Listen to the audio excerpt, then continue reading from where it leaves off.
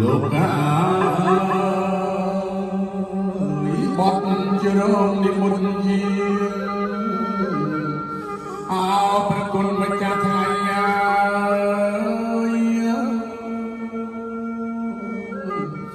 ាងនិមន្តអស់លោកគ្រូតូចលោកគ្រូធំ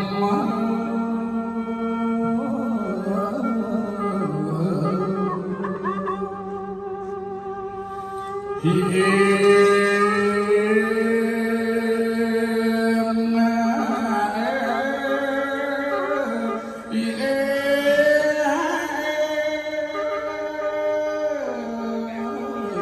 សូមយាងព្រះបារមីសម្ដេចព្រះមេតបព្រះគុណហើយលោកធ្លាប់ថែរក្សានៅគ្រប់ភ្នំ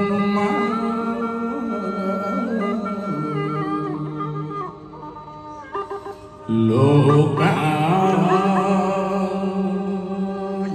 សូមយាងអស់ទេវតារក្សាព្រះភូមិ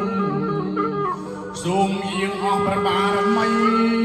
និមន្តមកជួបជុំព្រះគុណហើយទទួល